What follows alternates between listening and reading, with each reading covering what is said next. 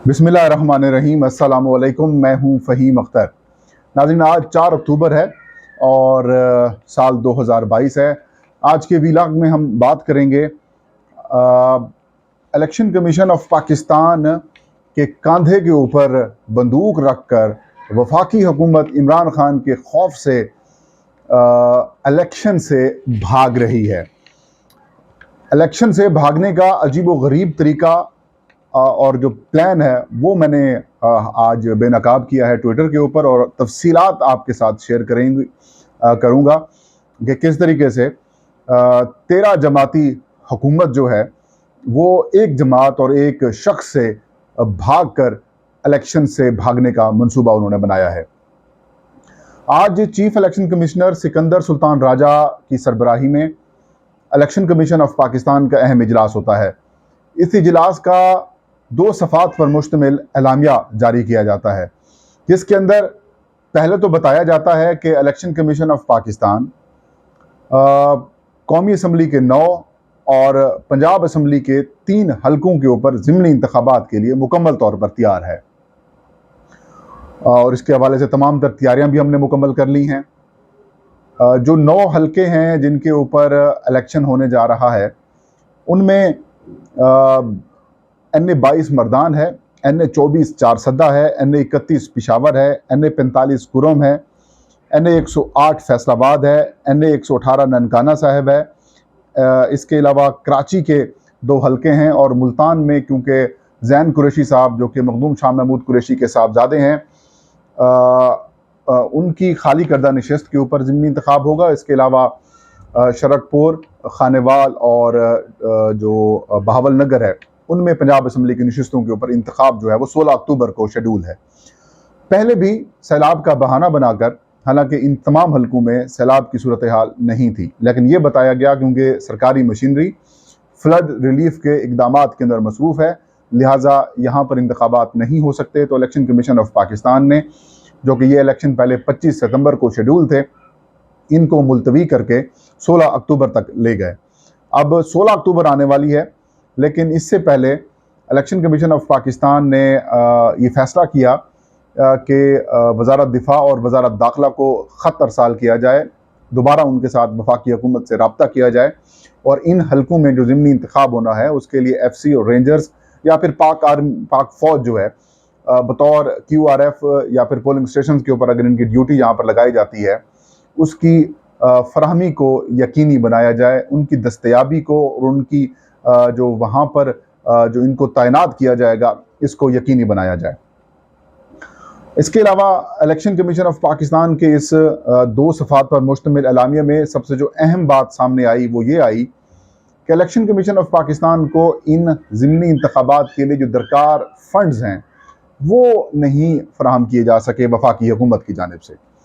Election commission ने अपने एलामिया में कहा है कि इस हवाले से वज़ारत ख़जाना, वज़ारत पार्लिमानी अमूर और वज़ीर आज़म ऑफिस से कई दफ़ा रब्ता किया जा चुका है, लेकिन अभी तक फंड्स फराहम नहीं किए गए। इलेक्शन कमीशन ने आखिर में खौफनाक बात यह कही है, अगर ये फंड्स फराहम नहीं किए जाते तो इन ज़िमनी इंतखाबात में या इन ज़िमनी इंतखाबात के इनकाद को हम जो है वो नहीं करा सकेंगे, और ये नामुमकिन होगा कि हम इनके इंतखाबात के अखराजात खुद से उठा सकें।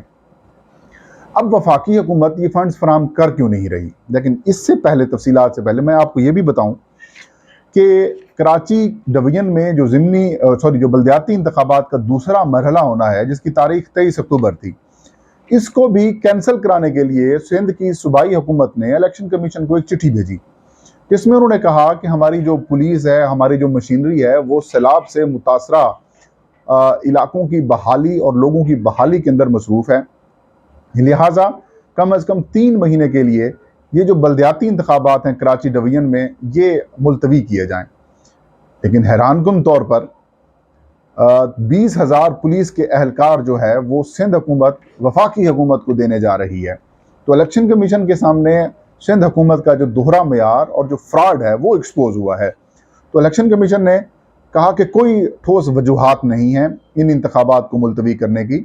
इलेक्शन कमीशन ने सिंध हुकूमत की ये चिट्ठी मुस्तरद की, मुतालबा मुस्तरद किया, और ये कहा कि आइन के तहत हमने बल्दियाती इंतखाबात कराने हैं और 23 अक्टूबर को ही बल्दियाती इंतखाबात कराची डिवीजन में होंगे। अब सिंध हुकूमत क्यों इलेक्शन से भाग रही है? आपके इल्म में ही है कि सिंध में तहरीक इंसाफ की जिस तरीके से बिल्कुल पूरे पाकिस्तान में इस वक्त PTI की जो मूव चल रही है वो अपने अरूज के ऊपर है। इनकी पोजीशन बहुत कमज़ोर है, बिलखसूस वफाकी हुकूमत संभालने के बाद पीपल्स पार्टी, मुस्लिम लीग नून, जमीयत उलमा इस्लाम बहुत ज़्यादा कमज़ोर हुई है। तो अब हल यही निकाला गया है कि किसी न किसी तरीके से इंतखाबी जो चैलेंज है उससे नबर्द आजमा भी ना हो, इंतखाबी चैलेंज से राह फरार अख्तियार की जाए और भाग जाया जाए। यही कुछ जो सिंध बल्दियाती इंतखाबात के सेकंड फेज़ में किया जा रहा है, यही मामला जो बल्दियाती इंतखाबात के अलावा ज़िमनी इंतखाबात हो रहे हैं उधर भी दोहराया जा रहा है। अब PDM ने या PDM हुकूमत ने ये फैसला कर लिया है कि इमरान खान का हमने इंतखाबी जो टेस्ट है उसमें मद्दे मुकाबले नहीं आना। यही वजह है कि इलेक्शन कमीशन ऑफ पाकिस्तान को जो करोड़ों रुपए के फंड्स दरकार हैं वो इन्होंने फराहम नहीं किए। पहले भी सैलाब का बहाना बनाया गया और 1 महीना आगे किया गया ताकि इमरान खान को जो है वो इंगेज किया जाए, इमरान खान को ताख़ीर का लॉन्ग मार्च निकालने से ताख़ीर की जाए।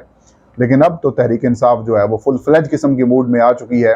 मैंने कल भी अपना वीलाग किया था कि अब PTI डिसाइड कर चुकी है कि अब हमने पीछे नहीं हटना। हमें बहुत सारे लॉलीपॉप्स दे दिए गए लेकिन किसी भी लॉलीपॉप के ऊपर अमल नहीं किया गया, लिहाजा अब तो फाइनल कॉल हमने देनी है, लड़ाई करनी है। तो यही वजह है कि ज़िमनी इंतखाबात से ये भाग रहे हैं और इन 9 हलकों में से 8 हलकों के अंदर इमरान खान खुद मद्दे मुकाबिल हैं। तो वहाँ से भी इनको परेशानी हुई पड़ी है कि अगर इमरान खान सारी सीटों के ऊपर जीत जाते हैं, और डेफिनेटली ऐसा लग भी रहा है एक कि इमरान खान और तहरीक इंसाफ की पोजीशन काफ़ी ज़्यादा मुस्तहकम है।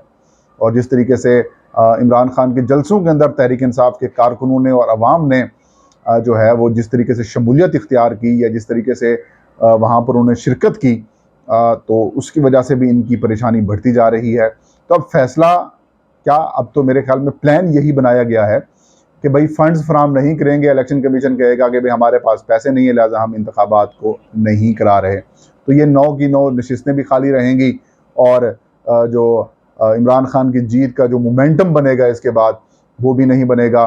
तो लिहाजा हल यही है कि किसी न किसी तरीके से जान छुड़वाई जाए।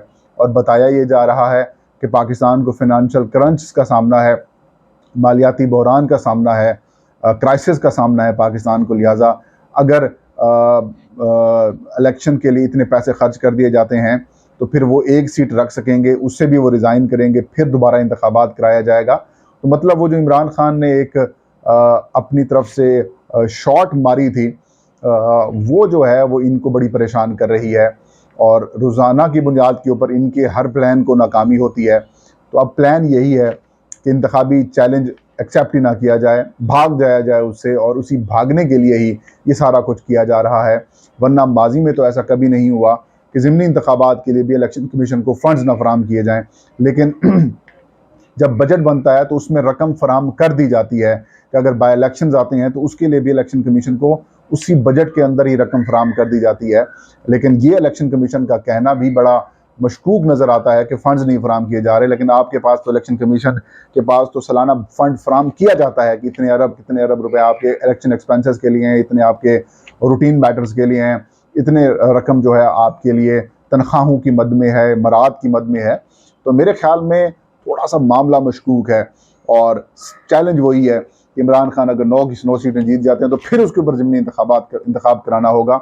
लिहाजा अब हल यही निकाला गया है कि इससे जान छुड़वाई जाए फ़ंड्स का बहाना बनाकर। तो मेरे ख्याल में ये इनकी भी बड़ी शिकस्त है कि आप एक इलेक्शन से पहले ही अपनी शिकस्त तस्लीम कर लें। तो अभी भी वाहिद हल यही है कि आप इस सारे सूरत हाल से निकलने के लिए अर्ली इलेक्शन करवाएं, साफ शफाफ इंतखाबात कराएं। नहीं तो जो इमरान खान कह रहे हैं कि साइफ़र की तहकीकात कराएं, तहरीक इंसाफ असम्बलियों में वापस आ जाएगी, तो फिर आप वही कर लें। आप वो भी नहीं कर रहे, आप अपनी मर्ज़ी की साइफ़र की तहकीकात चाह रहे हैं। जो ऑडियो लीक है वो क्यों लीक हुई, आप उसकी तहकीकात चाह रहे हैं।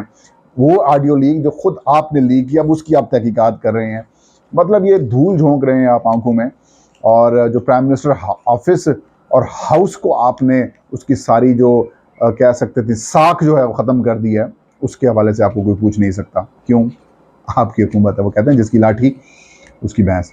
ये थी नाज़रीन आज की वीडियो। इंशाल्लाह नेक्स्ट वीडियो में नई खबर नए शो के साथ मैं हाजिर हूँगा। मुझे इजाज़त दीजिए। अल्लाह हम सबका हामी नासिर हो।